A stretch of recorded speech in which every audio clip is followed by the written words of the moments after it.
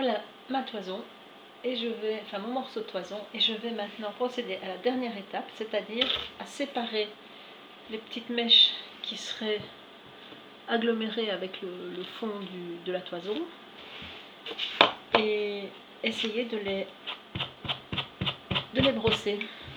Donc de faire ressortir pour celles qui sont agglomérées, et de simplement brosser les autres de manière à obtenir quelque chose de très vaporeux.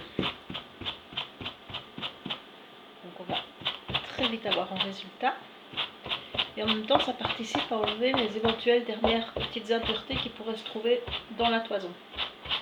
Et ça c'est vraiment intéressant parce que j'ai remarqué sur l'autre toison que j'avais faite avec Daniel qu'en réalité les morceaux d'impuretés comme des végétaux qui se trouvaient encore coincés dans les fibres, et comme il faut vraiment beaucoup de temps pour que ça sèche, surtout qu'ici on n'est pas en été, et bien ces petits morceaux de végétaux se sont mis carrément à pourrir dans la toison. Et du coup j'ai accéléré le séchage pour éviter justement que la toison n'attrape une odeur pas très agréable. Et donc ici je vais vous montrer ce que ça va donner. Regardez déjà la différence. Donc quelques coups d'une brosse pour chien et ça fait tout son effet. Alors on peut avoir envie de garder sa toison un peu sauvage, donc sans coiffer, sans brosser les parties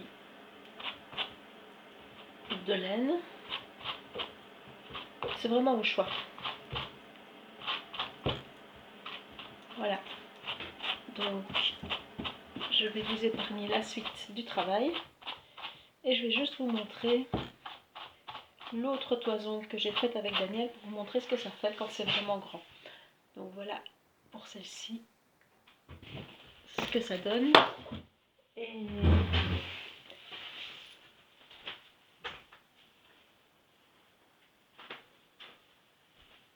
voici donc ce que ça peut donner avec une toison entière. Une petite toison, hein, n'est pas... Les toisons de bélier sont beaucoup plus grandes, mais déjà ceci c'est un travail assez intense, physique et important. Mais c'est tellement merveilleux d'avoir une peau de mouton qui est en réalité, comme dit Debbie, une peau végétarienne, étant donné que le fond c'est de la laine. Et du coup, vous pouvez obtenir, si vous avez des moutons et que vous gardez votre mouton, vous pouvez obtenir une peau comme ça chaque année. Vu que le mouton, il aime bien être débarrassé de sa toison au printemps, après les seins de glace si possible, donc après le 15 mai, pour éviter qu'il ne se retrouve à avoir quand même très froid, avant que la vraie belle saison arrive. Donc voilà, une toison toute souple, toute